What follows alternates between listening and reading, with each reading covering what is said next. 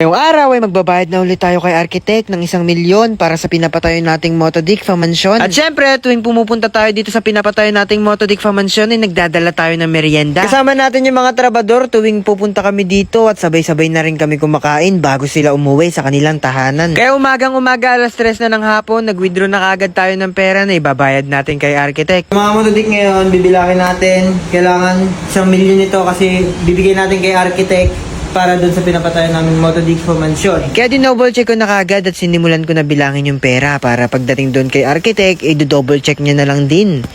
Sobra.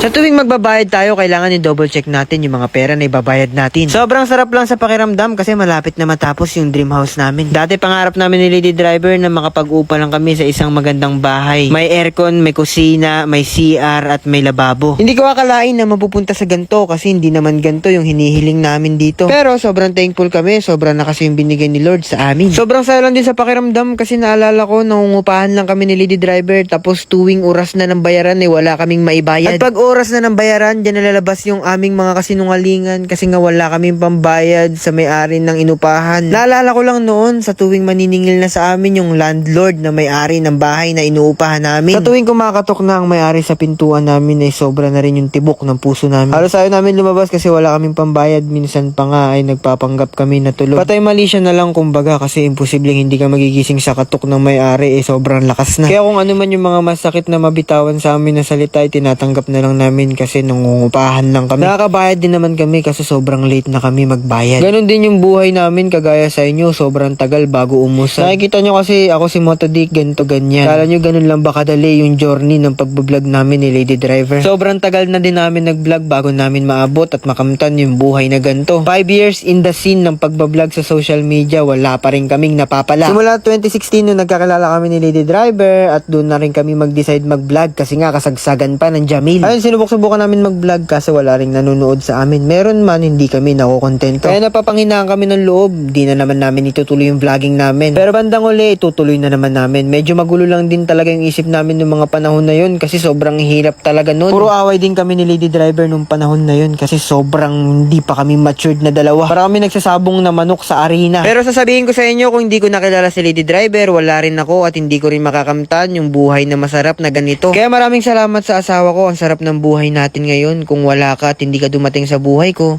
hindi tayo magkakaganito. Nakarating na kami dito sa Motodikfa Mansion, mga kamotodik, at ito, pababa na rin sila Lady Driver. Alas 5 na ng mga oras na ito, kaya patapos na rin sakto yung mga trabador namin dito. Ito nga pala yung hagdanan, pinuporma na nila, tapos ilang araw na lang, mabubuhusan na. Sa mga hindi nga pala nakakaalam, itong hagdanan na nakita namin nakaraan ay temporary lang. Ginawa lang yung hagdanan na yan para syempre makadaan yung mga trabador paakyat dito sa aming tahanan. Nagpapalitado na nga yung mga trabador natin dito, pinapakinis na yung mga pader. Nag-uukay na rin dito yung isang trabador dahil dito ilalagay yung 2 poste na idudugtong natin sa magiging kwarto ni Nathan Toby.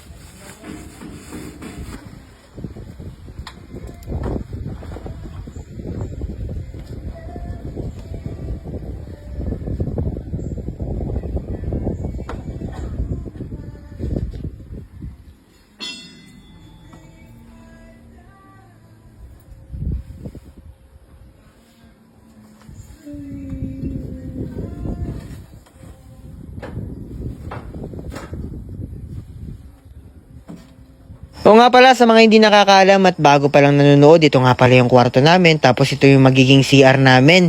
Dito na rin yung magiging closet, kaso lang gigibain yan para mapalaki. Pagtapos ko i-check yung loob ng bahay, eto na mga kamatodik, oras na ng kainan bago umuwi yung mga trabador namin dito. Konting panahon na lang mga kamatodik, matatapos na rin itong Motodikfa Mansion at excited na rin kami. Nauna na ako kumuha ng sopas kasi alam ko mahihiya na naman yung mga trabador natin dito. Pero mamaya-maya lang, lalapit na rin sila kasi alam ko nagugutom na rin sila. So tuwing pupunta kami dito, talagang may dala kaming merienda. Kaya sa lahat ng mga nagpapagawa ng bahay dyan, kung may extra kayo na pera, magdala rin kayo ng merienda para sa mga trabador. Kanya-kanyang kuha na yung mga trabador, tapos kanya-kanya na rin pwesto kung saan sila kakain. So nga pala, malapit na yung Pasko. Asahan ninyo, mga trabador namin dito, magki-Christmas party tayo. Magpapalitsyon ako sa inyo kasi alam ko sobrang sisipag ninyo. Kaya maraming salamat sa inyo kasi kung wala kayo, hindi matatayo itong dream house namin na Motodikfa Mansion. May bago ako nilalaro kung saan ako pumapaldo. Kung ayaw ninyo subukan, diwa. Register lang, lagay mo phone number mo, tsaka password mo, basic. Unang sultada, scatter na kagad. Ang lakas magbigay ng max win nila dito, siguro kasi bago pa yung laro na ito. 60,000 mga matudik.